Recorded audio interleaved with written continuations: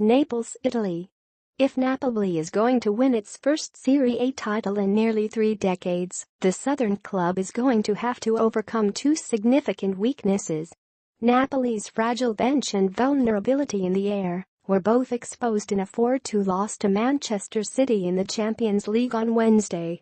After dominating the opening half-hour like no other club has against the Premier League leaders this season, Napoli quickly fell apart when left-back Faouzi Ghoulam limped off with a torn anterior cruciate ligament in his right knee.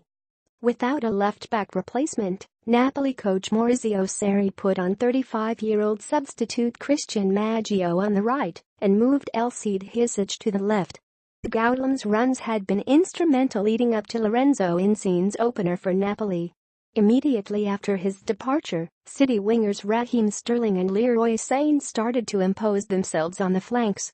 Headers from City centre-backs Nicolas Otamendi and John Stones, who also headed off the crossbar, tilted the match in the visitors' favour, and even a temporary equaliser via a penalty from Jorginho didn't provide much relief. The sudden change in fortunes recalled Napoli's 3-1 loss to Real Madrid in the second leg of last season's round of 16, when 2 headers in 6 minutes from centre-back Sergio Ramos overturned an early Napoli advantage. Sassuolo striker Diego Falcinelli also scored with a header for a temporary equaliser in Napoli's 3-1 win on Sunday. "We know that's a weakness.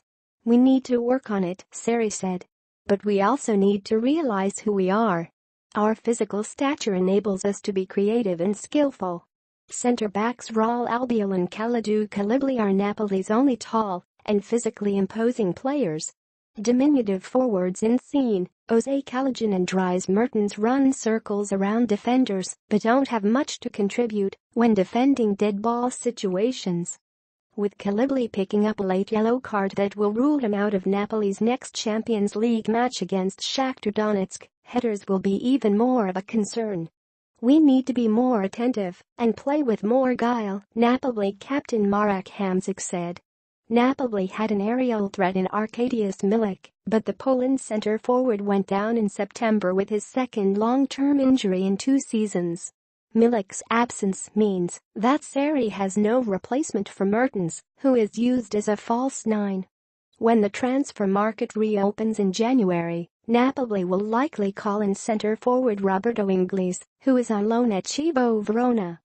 While Napoli president Aurelio De Laurentiis has been reluctant to spend money on new players, preferring a more old-fashioned approach by renewing contracts, and Sarri has been slow to incorporate new arrivals into the lineup, it will be interesting to see if the team picks up a couple acquisitions. After all, Napoli holds a 2-point lead over Inter Milan at the top of Serie A, and this season presents a great opportunity to grab its first Serie A title since Diego Maradona led the club to its only 2 championships in 1987 and 1990.